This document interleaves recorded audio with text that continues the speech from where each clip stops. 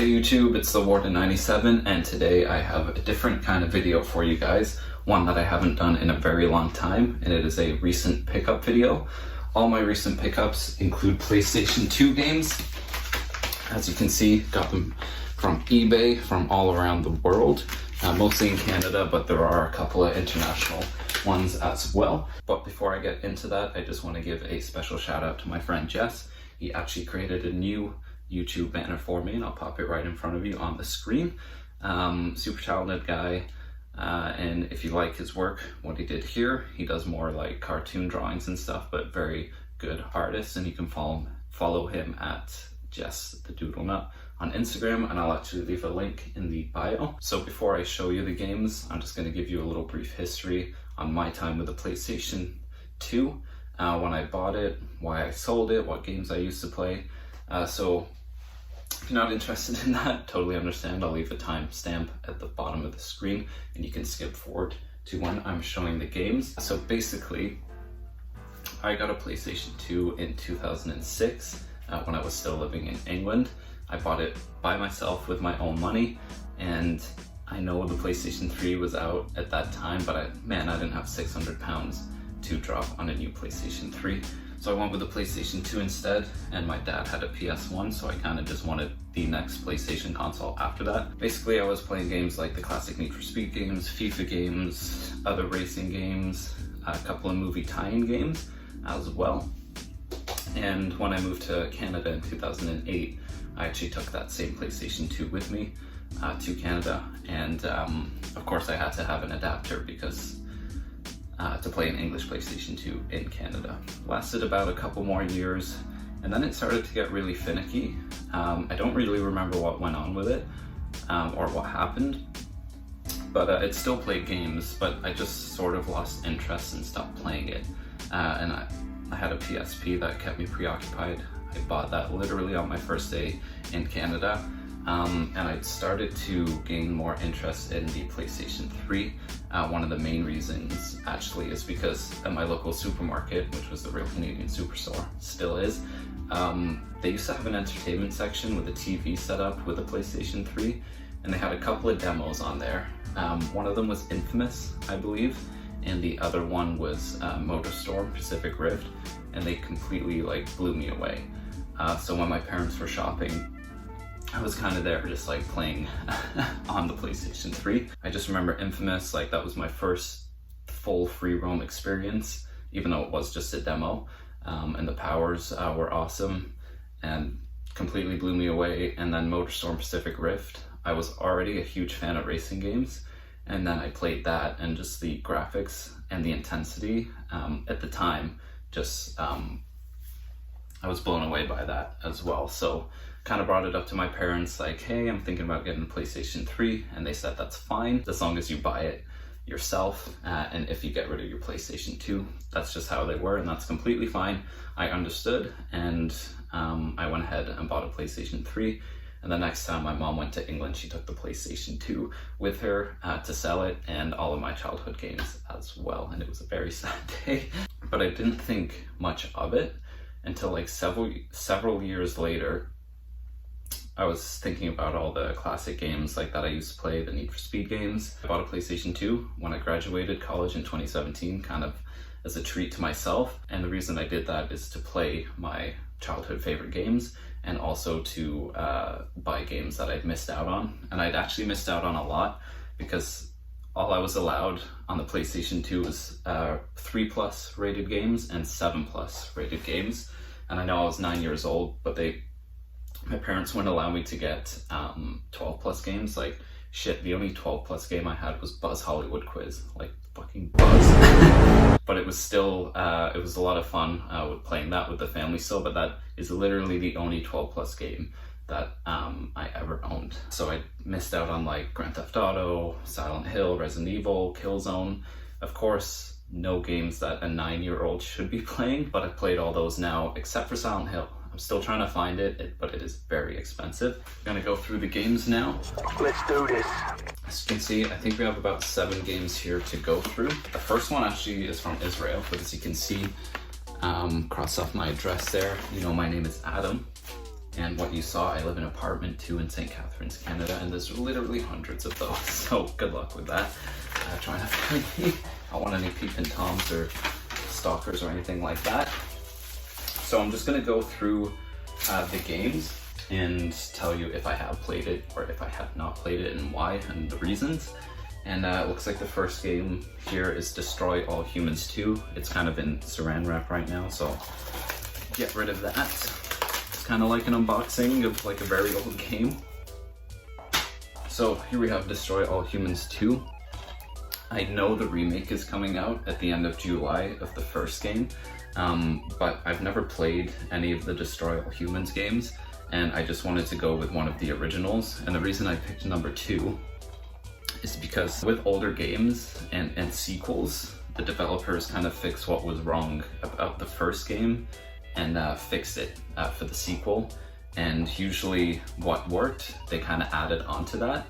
And I think that's the same with this game. I think there's more areas to explore, more weapons, I believe. And I just wanted to start with one of the classic ones, so I chose number 2 instead. And one of the reasons that I wasn't allowed to play this growing up is it was rated 16 plus in England as well, where it's just rated teen here. And if I like that game, I'll probably get the remake as well when it comes out in July. This one's kind of in here too. The next one, nice pretty pink packaging there. This one is from Canada. Most of them are from all around Canada. Like I said, there's just, I think there's a couple from the States, one from Israel, and then one from the UK, but we'll get to that in a sec. And this game, absolute childhood favorite of mine, is the Simpsons Hit and Run. Everyone's played this. If you had a PlayStation 2, you owned this game. And it's rated teen here in North America, but I was allowed to play this because it was actually rated 7 plus in England. And I still enjoyed this game a lot, like the Grand Theft Auto style gameplay. It's as close to what I could get as a child as Grand Theft Auto. You could get out of your car. It's not like there's any guns in it, but you can run people over and like kick people, if I remember, and their arms kind of go flailing around. But I'm gonna say something pretty controversial here. In my entire life, I've probably seen 3 to 4 Simpsons episodes, and that's it. And pretty much those episodes I watched at a friend's.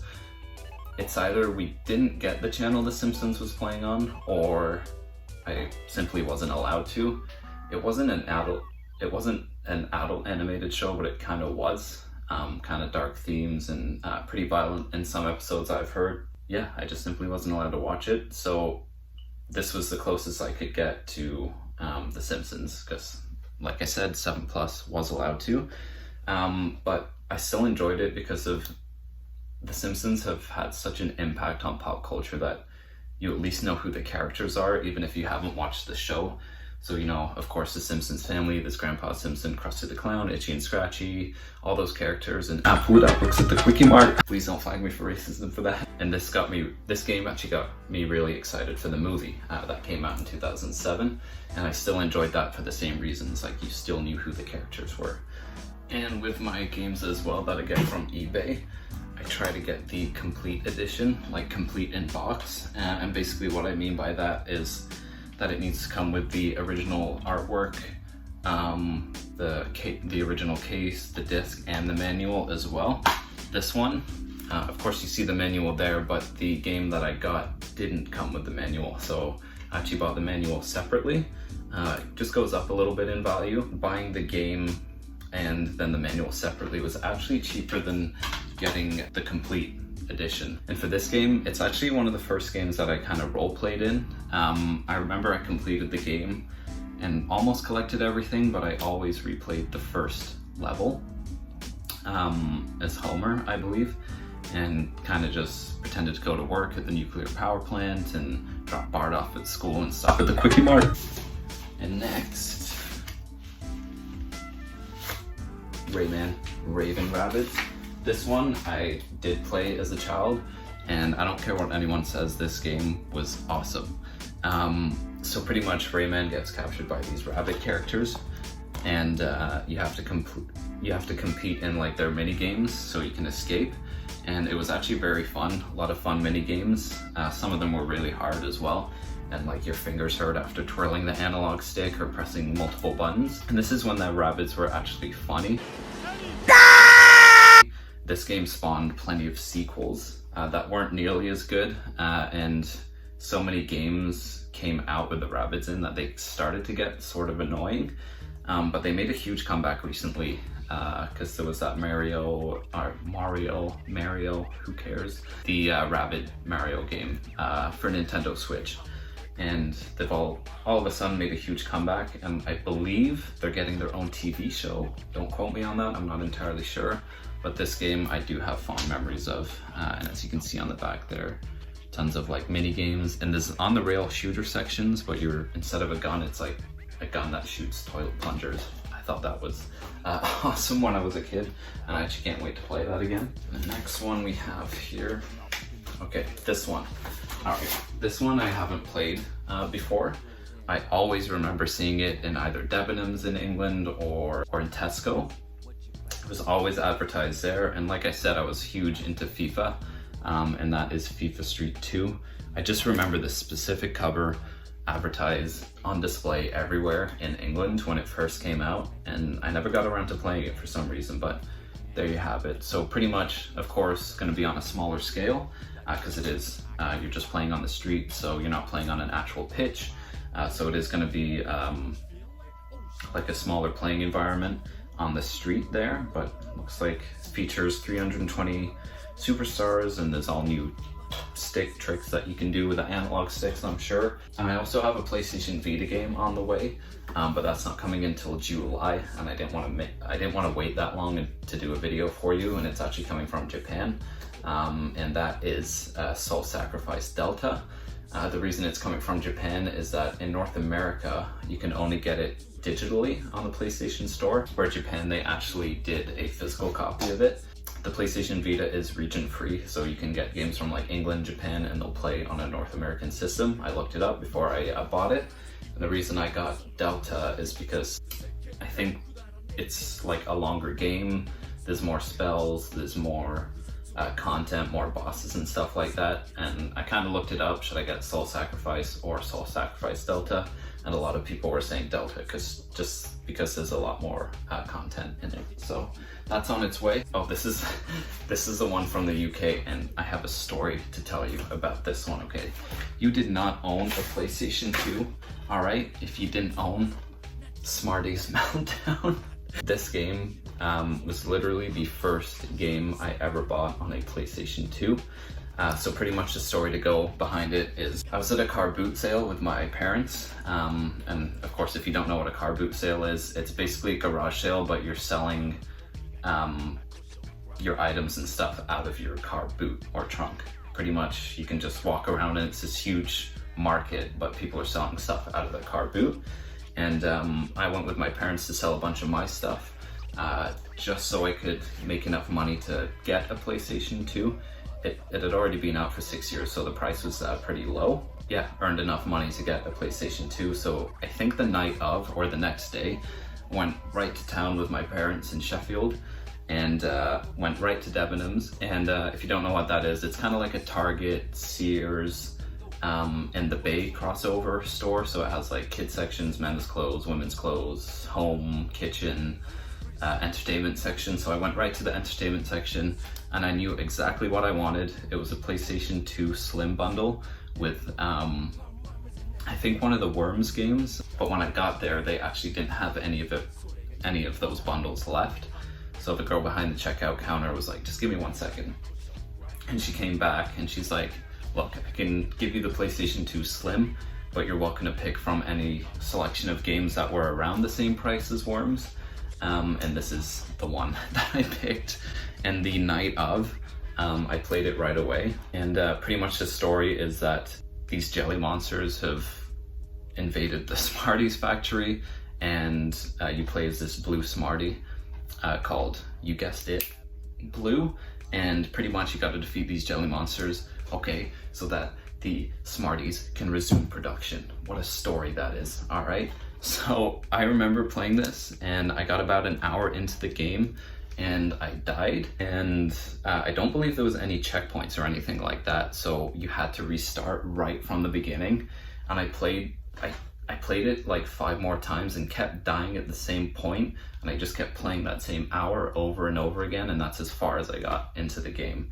I don't know if you have to manually save or something like that, but I remember just being stuck at the same part. And as you can see, it's got the classic Peggy rating there from the UK. And this is the game cases that I kind of grew up on. They have that blue case there, and then of course that rating symbol, and then the kind of generic writing there. I mean, I can't play this on my Canadian PlayStation 2. I just bought it because of the simple fact that it's a Smarties game, and it's the first game that I ever played on the PlayStation 2.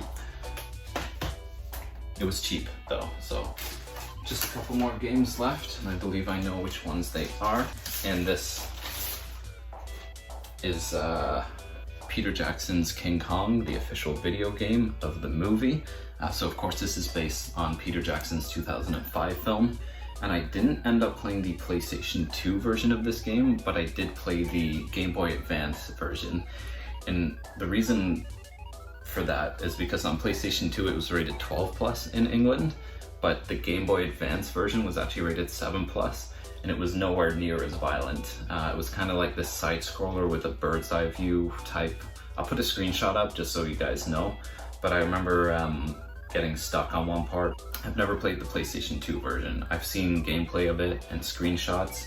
My friends really enjoy this one as well, and it's more of a first-person shooter. You get machine guns and snipers and pistols and harpoons and stuff, I believe. And you play as Jack Driscoll, who was played by Adrian Brody in the movie, I believe. And the sections where you can play as Kong as well. I'm assuming it's third person as you're rampaging through New York City, so that'll be super cool. And I'm assuming you play as King Kong on the Skull Island as well. So very much looking forward to this. I only had a few movie time games for PlayStation 2. It was Ice Age 2 Meltdown, The Incredibles, Madagascar, Transformers the game, and also Fantastic Four, Rise of the Silver Surfer. But most of the movie tie-in games that I played were actually on the Game Boy Advance, and they were always side-scrollers. So that was Finding Nemo, The Incredibles, Madagascar, Spongebob movie.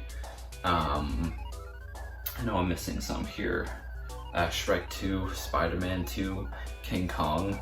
All those games I played on the Game Boy Advance SP, and they were just like side-scrollers, so not nearly as good as the originals. And I remember Spider-Man 2, and this is going to lead into the next game because I know which the next game is.